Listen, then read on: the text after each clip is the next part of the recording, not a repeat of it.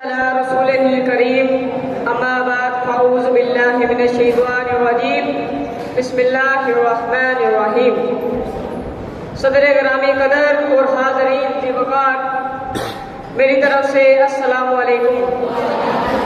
مجھے آج جس ایمان آفری موضوع پر اظہار خیال کرنا ہے وہ محمد مصطفیٰ صلی اللہ علیہ وسلم کی غلامی ہے۔ جناب والا حضور محمد مصطفیٰ صلی اللہ علیہ وسلم محبوب خدا ہیں، مطلوب کائنات ہیں، اصل ایمان ہے، روح قرآن ہے۔ آپ کا دامن ہر دو کے لیے دامان رحمت ہے۔ آپ کے لطف و عطا سے ہر زمانہ مستفید ہو رہا ہے۔ ہر صاحب ایمان کے لیے ذات محمد مصطفیٰ صلی اللہ علیہ وسلم مرکز عقیدت ہے۔ سارا زمانہ اس آرزو میں مچل رہا ہے کہ سلطان دو عالم کی غلامی نصیب ہو جائے، کیونکہ یہ غلامی رشک شہنشاہی ہے، افتخار کج کلاہی ہے، اور زمانہ اس حقیقت سے آگاہ ہے۔ تیری نگاہ جسے آشنائے راز کرے، تیری نگاہ جسے آشنائے راز کرے، وہ اپنی خوبی قسمت میں کیوں نہ ناز کرے۔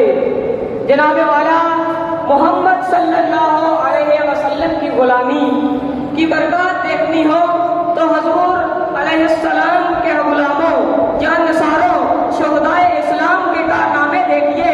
ذرا اس بلال کا انتخاب کیجیے جو مکہ میں امیہ بن خلف کا غلام تھا، اسے کوئی پوچھتا نہ تھا، مگر جب وہ اسلام کی دولت سمیٹ کر آقائے محمد مصطفیٰ صلی اللہ علیہ وسلم کی غلامی میں آیا تو اس نے اسلام کے سب سے پہلے مؤذن کا رتبہ پایا۔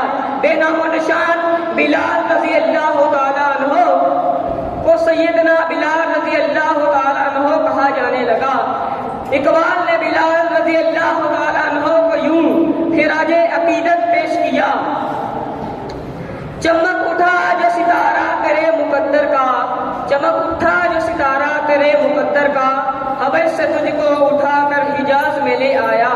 ہوئی ہے اسی سے تیرے غم کدے کی آبادی، ہوئی ہے اسی سے تیرے غم کدے کی آبادی، تیری غلامی کے صدقے ہزار آزادی، ادائے دید سراپائے نیاز تھی تیری، ادائے دید سراپائے نیاز تھی تیری، کسی کو دیکھتے رہنا نماز تھی تیری۔ گرامی قدر، آج حالات نے پھر غلامان رسول کو آزمائش سے دوچار کر دیا۔ کشمیر، فلسطین، افغانستان اور عراق سمیت کتنے ہی مسلم خطوں کے مظلوم مسلمان ہمیں آواز دے رہے ہیں کہ سلطان مدینہ کے نام لینے والے ہم خاک و خون میں لوٹ رہے ہیں، ہم پہ قیامت ٹوٹ رہی ہے، ہماری غلامی کی زنجیریں کب کاٹنے آؤ گے؟ وقت ہم سے تقاضا کرتا ہے کہ خود کو بلا تاخیر دیوان مصطفیٰ صلی اللہ علیہ وسلم سے وابستہ کر لو۔ یہی سہارا ہے دنیا میں سرخروئی کے لیے، یہی ذریعہ ہے آخرت میں کامرانی کے لیے۔ میں اسی وابستگی سے اجازت چاہتا ہوں